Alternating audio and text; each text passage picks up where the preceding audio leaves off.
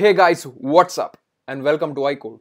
So in this video, we're going to be learning about for loops. Well, if you have watched my last video, we have already learned how to use while loops. So in this video, we're going to be concentrating on for loop. So let's get started. So open up Xcode and create a new playground. So go to File, New, Playground. So let me just name this for loops. So platform iOS, so tap on next and save this on desktop. Great, we got our playground. So let me just get rid of this. And now, let me just create an array of numbers as we did in the last video. So var array of numbers, that is numbers, is equal to square brackets. So 1, 2, 3, 4, 5, 6, 7, 8, 9 and 10. Great, we got the array of numbers. And now what we're going to do is we're going to sum up all these numbers and get this printed in our console as we did in the last video. But here we're going to be making that possible using for loop, not while loop, okay? So we start by saying for, and now to loop through all these numbers in this particular array, we need to create a variable. So let me just create a variable named counter in numbers.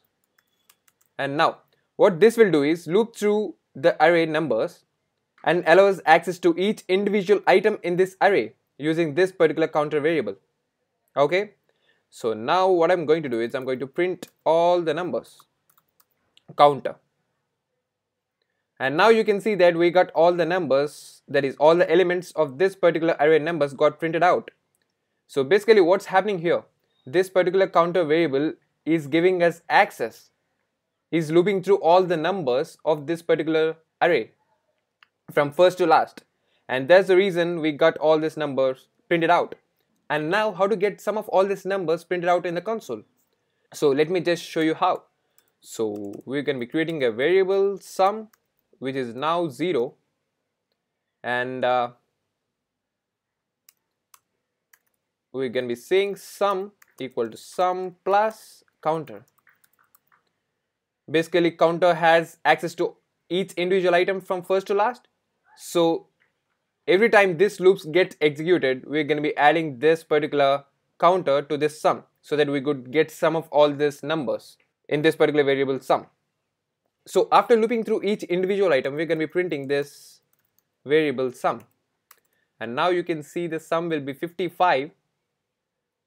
So come on, 55, and there you go, we made it. We got the sum of all these numbers of this array, and this is how for loop works. And if you feel pretty confused how this for loop is actually working, okay, let me just give you another example. So let me just get rid of all this, and now let me just create an array with strings, array of iCode named iCode, and this will be now equal to Swift Python big data and hacking. Now we start by saying for, and let me just use another variable here, not counter. Say something like just x, and this particular x will be having access to each individual item from first to last of this array iCode. So for x in iCode, what I'm going to do is print all the numbers, print all the values, that is each element. So each element is getting accessed by this particular variable x. So I'm going to be printing x.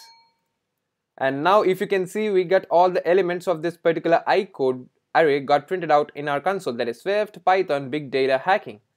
So this is how for loop works, guys. And I prefer for loops over while loops whenever you are actually looping through arrays. So that's it for this video. If you have any doubt in any part of this video, just comment down below and I'll respond to you as fast as I can. And thanks for watching this, guys. Don't forget to subscribe. I'll be back with another awesome video. Goodbye.